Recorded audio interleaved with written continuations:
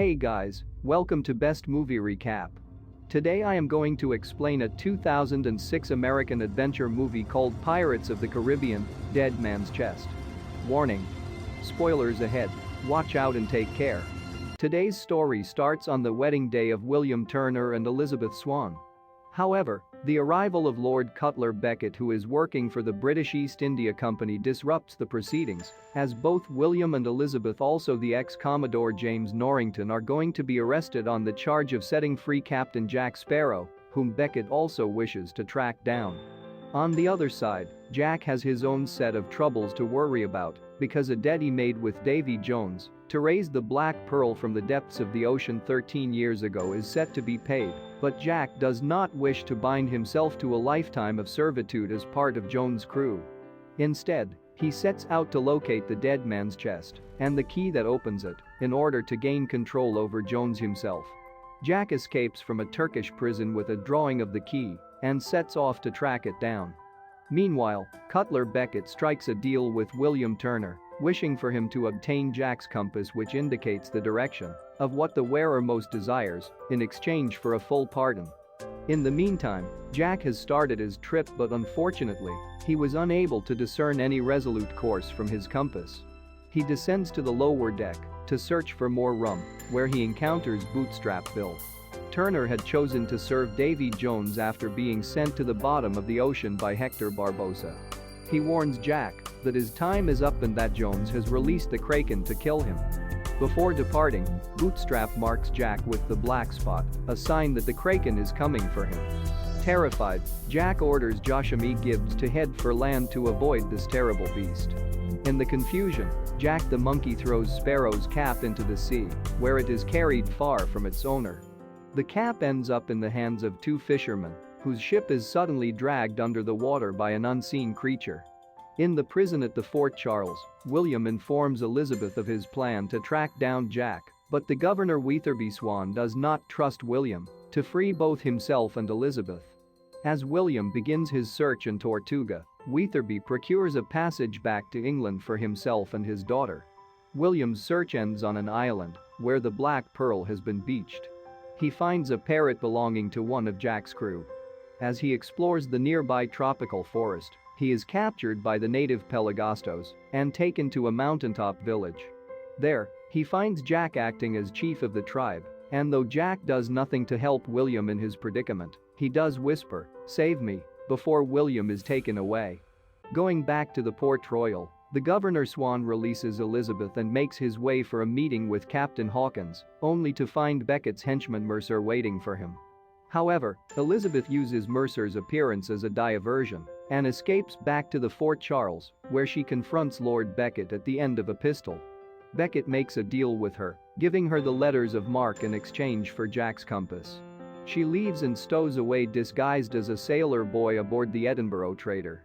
Meanwhile, another prison break has occurred, and now Pintel and Ragetti are making their way to Pelagosto Island along with the prison dog. They reach land and set about preparing to take the pearl as their own. Elsewhere on the island, William Turner is being held inside one of two bone cages suspended over a ravine, along with the surviving crew of the Pearl. Gibbs informs him that the Pelagostos believe Jack is their king and they intend to free his divine spirit by roasting and eating his fleshy prison. The crew attempts to swing their cages across the chasm to climb up the other side. However, Leach spurs his crewers on to compete with William and the others, and in their haste tumble from the side of the cliff and plummet into the ravine. This draws the attention of a sentry, who runs to warn the villagers. The sentry inadvertently buys Jack some time, as his arrival coincides with the Pelagostos' attempt to roast Jack alive.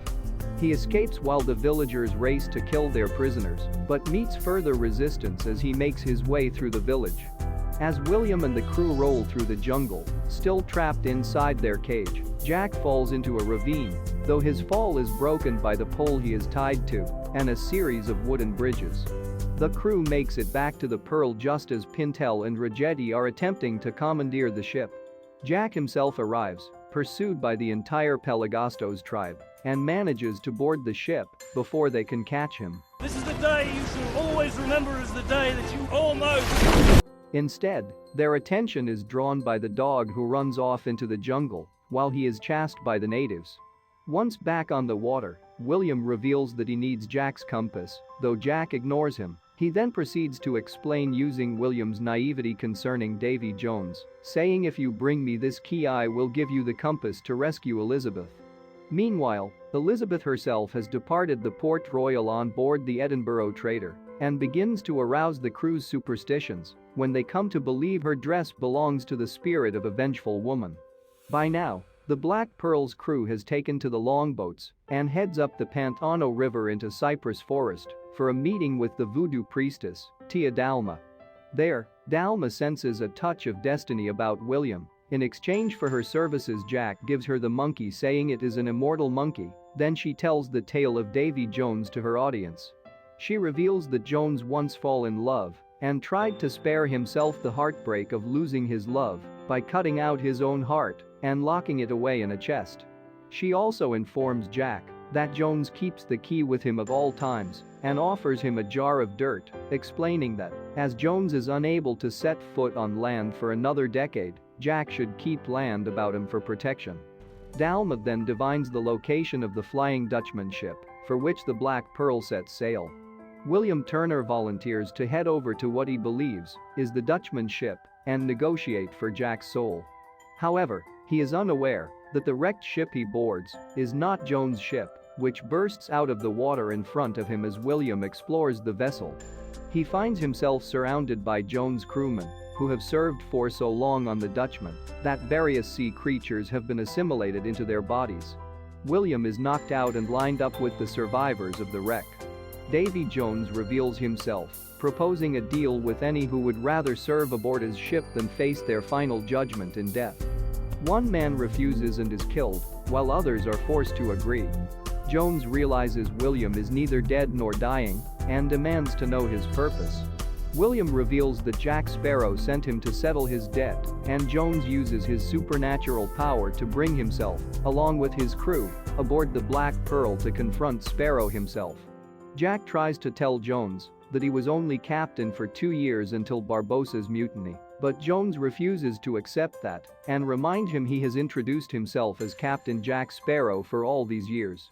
Jack negotiates with Davy Jones and is given 3 days to find 100 souls to serve Jones. The first soul is William himself, still aboard the Dutchman. Jones removes the black spot, and Jack immediately heads for Tortuga to harvest the souls. On the other side, Elizabeth is also on her way to Tortuga, after again using the Edinburgh crew's superstitions against them. She makes them believe the spirit is asking them to go to Tortuga and writes the name in oil on the ship's deck, setting it on fire to get their attention. As a pirate band played in the cantina, Gibbs recruited sailors to sail aboard the Pearl and ultimately to be handed over to Jones, though manages only to recruit 4. The 5th reveals himself as now former Commodore James Norrington, having been disgraced after piloting his ship into a hurricane while pursuing Jack and the Black Pearl. He starts a bar brawl after attempting to shoot Jack, which is joined by Elizabeth as Jack and his crew sneak out. Elizabeth knocks Norrington unconscious before he can do any more damage, and he is thrown into the pigsty. Mercer watches these proceedings and later offers Norrington a deal on behalf of Lord Beckett. Meanwhile, aboard the Flying Dutchman ship, Bootstrap Bill is reunited with his long-lost son after Jimmy Legs orders Mr. Turner to secure the mast tackle. Both Turners attempt the procedure, and when Bill encounters his son, he lets go of the line, causing William to drop a hoisted cannon into the deck. For his apparent mistake, Jimmy Legs prepares to whip William, but Bootstrap intervenes, intent on taking his son's punishment. Davy Jones appears to question this kindness as Bootstrap reveals to the crew that William is his child. Cruelly, Jones forces Bootstrap to whip his own son, though Bootstrap insists it was an act of compassion compared to the severe lashing Jimmy Legs would have inflicted. Back in the Port Royal, Beckett meets with a manacled Governor Swan and informs him that Elizabeth has been cited by Mercer in the company of Sparrow and other fugitives from justice. He convinces an extremely reluctant Swan to relinquish his authority to him in order to assure Elizabeth's safety. Back in the Flying Dutchman, William meets his father, and they both play Davy Jones at liar's dice in an attempt to win the key. They lose, but William later steals it and rows to a ship, the Edinburgh Trader. At this moment, Davy Jones realizes that Jack is going after his heart. He followed the Edinburgh Trader and summons the Kraken, which destroys the ship and kills all aboard, except for William, who manages to escape, while Davy Jones sets sail for the island, where his heart is buried on. Both crews arrive at the island at much the same time, although Davy Jones sends his sailors to retrieve the chest as he cannot set foot on land for another decade. Jack, Norrington, and Elizabeth use the compass to find the chest. William appears and is reunited with Elizabeth. They embrace and William tells her that Jack tricked him. Then he decides to open the chest and kill Davy Jones, but Jack stops him. Then a three-way sword fight erupts between Jack, William, and Norrington, who all want the heart for their respective purposes. Jack wants to use the heart to blackmail Jones into negating his debt. William wants to stab the heart and kill Jones to release his father, which Jack won't allow as there will be nobody to call off the Kraken. And Norrington wants to take the heart to Beckett and regain favor in the British Navy. As they are occupied, Davy Jones' crew arrives and attacks Ragetti and Pintel, who have taken the chest, while Jack, William, and Norrington fight each other. Elizabeth chases both Ragetti and Pintel, eventually fleeing and fighting with them as Davy Jones' crew catches up with the chest they were carrying.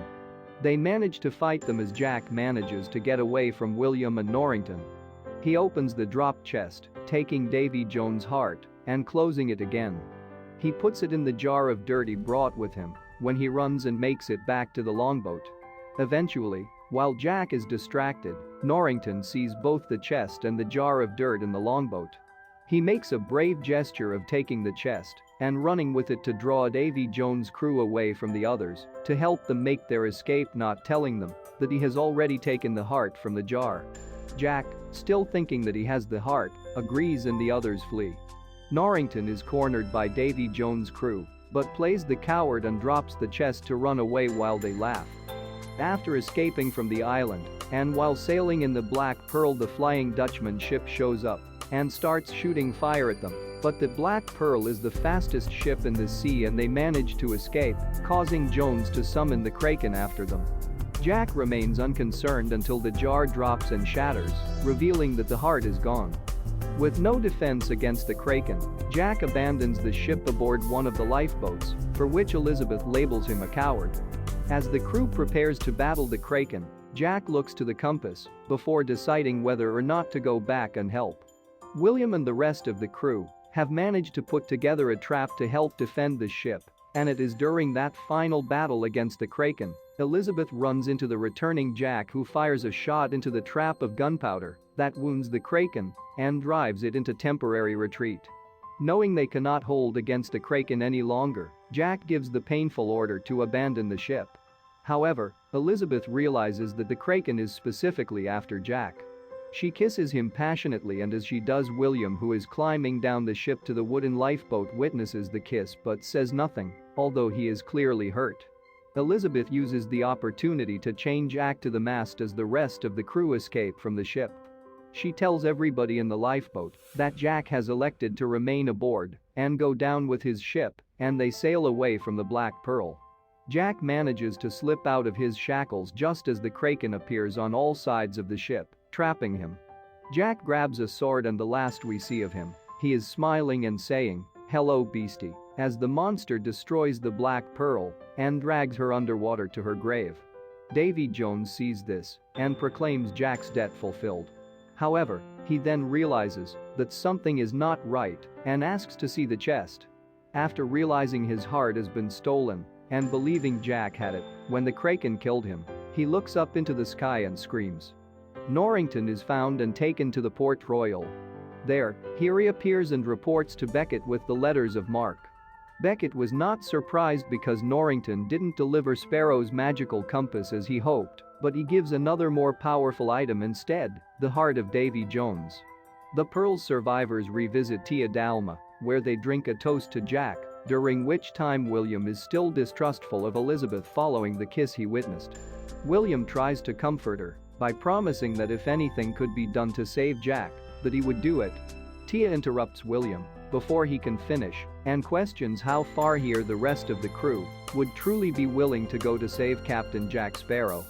William, Elizabeth, and the crew unanimously agree to travel to the world's end to save him. An now cheerful Tia explains that they will need a captain who knows those waters. Just as she finishes these words, footsteps are heard coming down the stairs. Everyone gathers around to see, to their surprise, that it is none other than the formerly dead Captain Hector Barbosa, who bites a green apple and laughs. Thanks for watching. Make sure you hit the like button and turn on the notifications bell.